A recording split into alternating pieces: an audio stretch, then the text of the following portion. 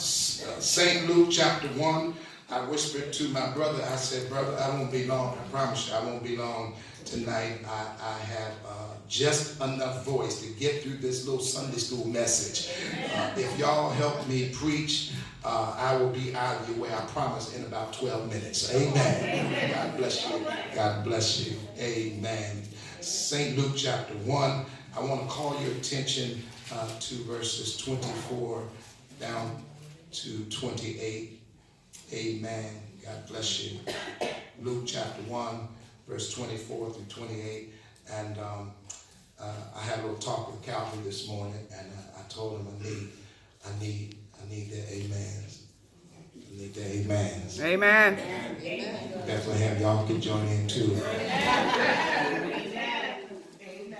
Look at your neighbor and say, are you allergic to amens? Are you allergic to amens? Amen means so let it be. Amen. Amen, my brother. Luke chapter 1, beginning our reading at verses 24. If you're there, would you signify simply by saying amen? Amen. And after those days, his wife Elizabeth conceived and hid herself 5 months, saying, thus hath the Lord dealt with me in the days wherein he looked on me to take away my reproach among men. And in the 6th month, the angel Gabriel was sent from God into a city of Galilee named Nazareth to a virgin espoused to a man whose name was Joseph, of the house of David, and the virgin's name was Mary. And the angel came in unto her and said, Hail, thou art highly favored. The Lord is with you. Blessed art thou among women. Then I want you in that same chapter, if you would go down to verses 39, and we'll conclude at verses 42. In the same chapter 1 of St. Luke, chapter 1, verse 39 through 42, we will find this record. And Mary arose in those days and went into the hill country with haste into a city of Judah, and entered into the house of Zacharias, and saluted Elizabeth. And it came to pass that when Elizabeth heard the salutation of Mary, the babe leaped in her womb, and Elizabeth was filled with the Holy Ghost. I want to talk from this time for about 12 minutes. We both got it going on. We both got it going on. If you have a neighbor tonight, I would that you would look at them and engage them for just a moment or two and say, neighbor, Neighbor, we both got it going on. Got it going on. I see what you got. See what you And got. I got something too. And I got some too. Give God praise.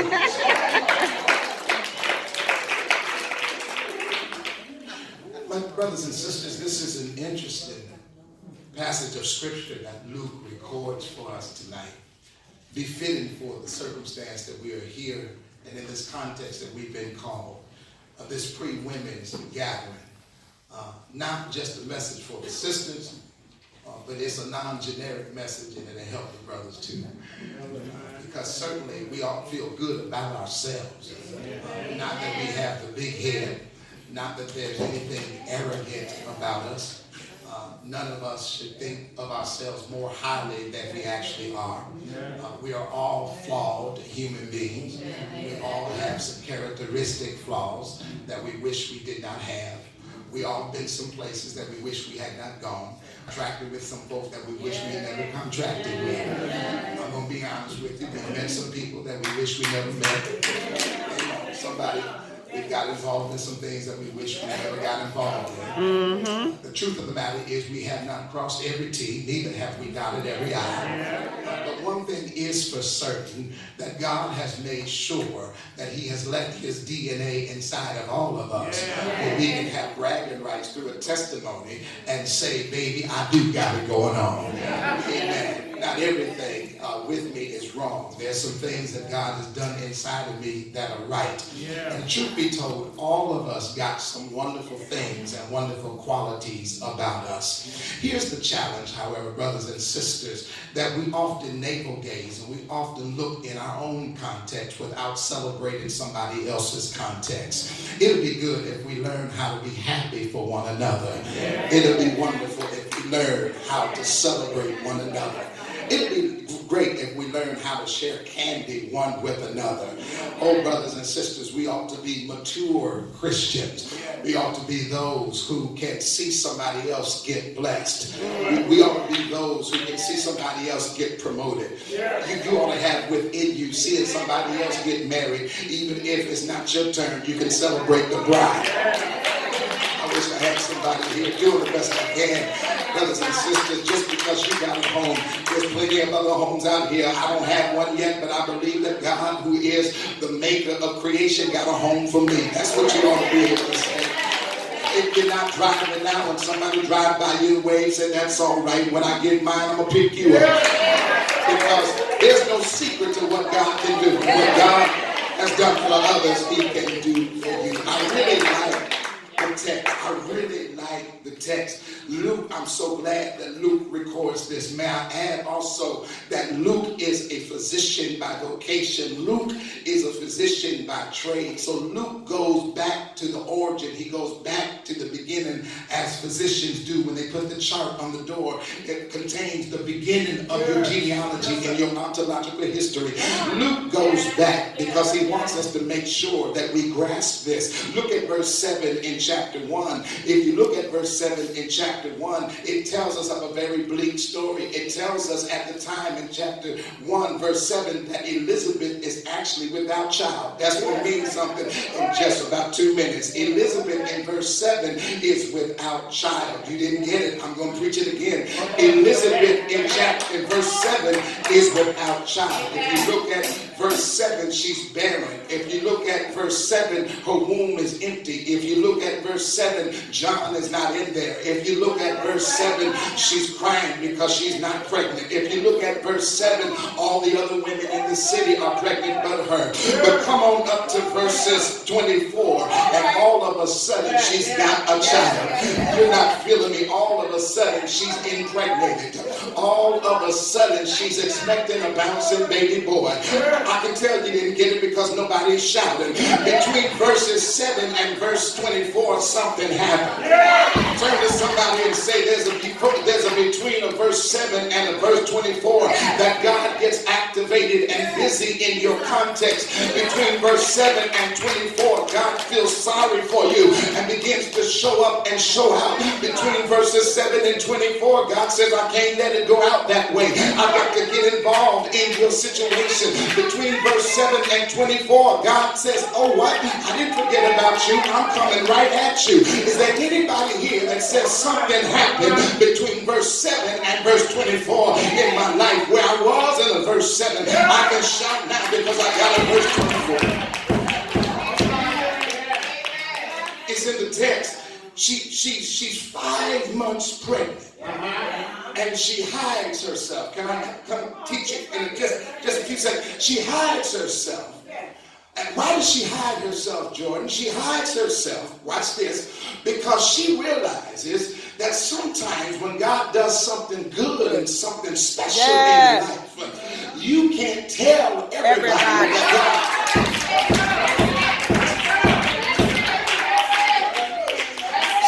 Some of us talk too fast, text too quick, post too. Come on, somebody. You post everything on Facebook. God said, "It ain't for Facebook. That's for me." That wasn't for no group text. That was for you to praise me. I didn't tell you to text that. I told you to get in touch with me and give me praise for it. But sometimes we get too fast and want to tell everybody everything, and then we wonder how our business got our preached to and doing the best like. And so I like Elizabeth because Elizabeth, she hides herself because she realizes that not everybody is in her Kool-Aid. She realizes that not everybody is going to celebrate her. She realizes that there's some jealous folk in her life. She realizes that something inside of her sometimes is worth hiding until the right manifested time to give everybody the good news. Oh, don't you worry, just because you ain't heard it don't mean it didn't happen. Come on, get neighborly and say, neighbor, just because you ain't heard it don't mean God ain't did it. Come on, my pastor. Sissy, she hides herself for 5 months over in another region. Her cousin Mary is also visited by an angel. And 6 months into Elizabeth's pregnancy, Yes. y'all can see it. Come on. All of a sudden now Mary is pregnant. So we both are expecting something. And that's why I don't have a jealous bone in my body. Because where you glowing and showing, that's all right. Don't worry, mine is coming. You come on, somebody. There's no need to get jealous because the same God that blessed you is coming down my street. And so Mary is excited. She goes and she's with child. She goes and knocks on the door of Elizabeth. She's excited. She wants to share news with someone she trusts. She also wants to celebrate the news of Elizabeth. She gets to Elizabeth's door and Zachariah answers it. She says, hello, Mary. And as soon as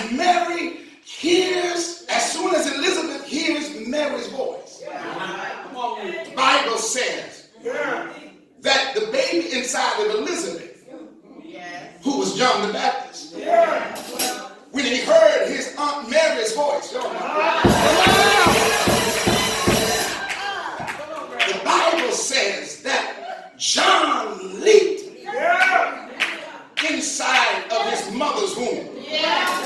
Now that seems insignificant because babies move all the time. There's all kinds, women know, there's all kinds of, like I would know. I'm just saying what I heard.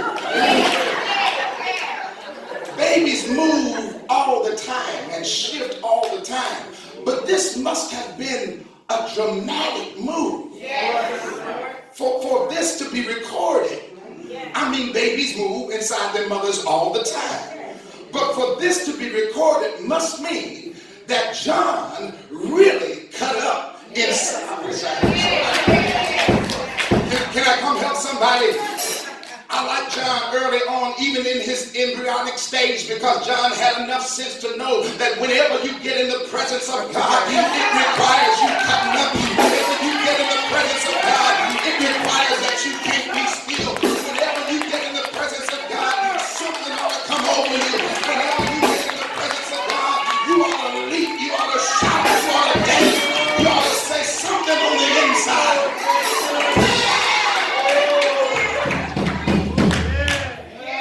My brothers and sisters, it scares me when people who've been blessed by God all week long and get inside God's church on Sunday morning can really say, man, I'm scared of people who have a cool, calm, casual praise for God who has blessed them all week long, done fed you all week long, done clothed you all week long, done kept cooking them all week long, done kept you from being killed, done kept you from choking on peanut butter and jelly, done kept you from being evicted, done kept you from being repossessed, done kept bullets from your head, done kept knives out of your back, done kept burglars out of your home, done kept fires from consuming you, and you sit in church and act like you don't know. Somebody look at the Lord and say, the Lord has been too good.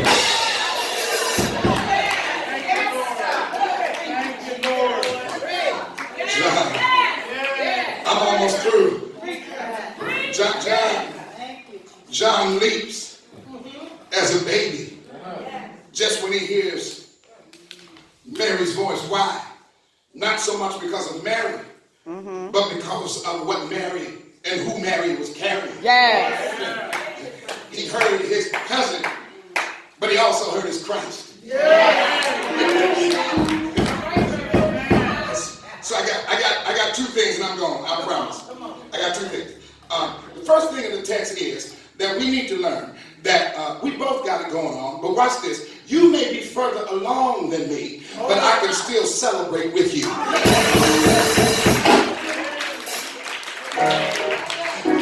Look at your neighbor and say, you may be further along. Look, you may be further along, but that doesn't mean I can't celebrate you. You may have more on the ball than me. You may have more education than me. You may have a bigger house than me. You may have a better car than me. You may have more money than me. Come on somebody, you may have a better marriage than me. Come on somebody, but I can still celebrate you. Because what God is doing for you should not prevent me from celebrating with you. Because that same God that's blessing you is going to bless me. Can you give God praise right there?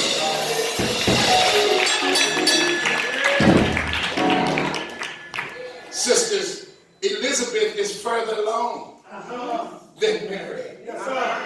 But there's no jealousy in Mary. Because secondly, Mary says, and Elizabeth says, in a very real sense to each other, girl, I don't know. But when you came in here, he just got to acting up. It's something about you. It's something in you. It's something on you that does something to me. And I think that should be your testimony, whether you're a man or a woman, that you ought to impact people so much so that when they come out of your presence, they can say, I don't know, but there was just something about that sister. I know what she's been through. She's been through divorce, but there's something about her. She's been through abuse, but there's something about her. She's been ridiculed, but there's something about her. I know her situation, but there's something about her. She's unemployed right now, but there's something about her. Because what you're going through should not determine the outcome of your praise. There ought to be something about you. Can you tap your neighbor and say, neighbor, there's something about you, girl.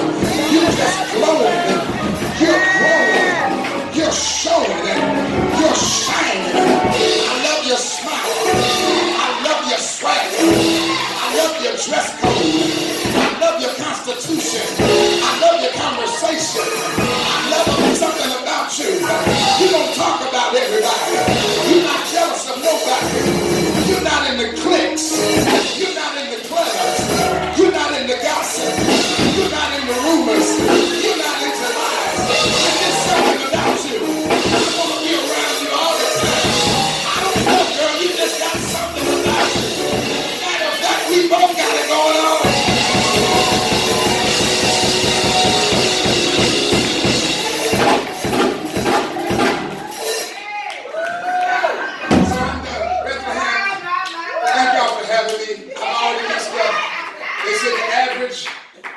Attendance that you have and keeping someone's attention is 17 minutes. I've already blown it. I'm sorry.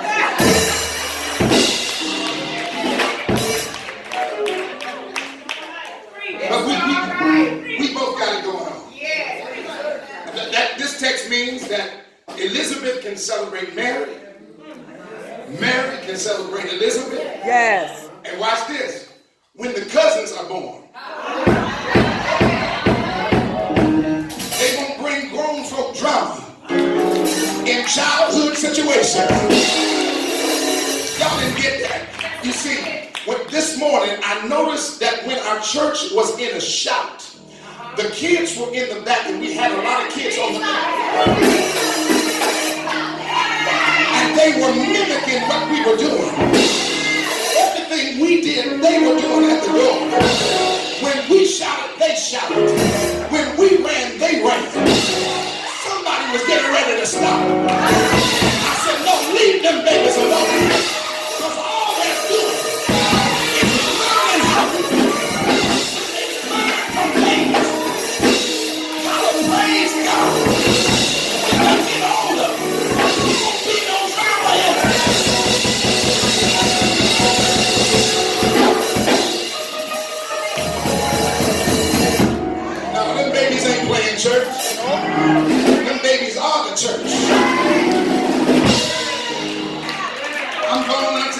thing, I'm gone.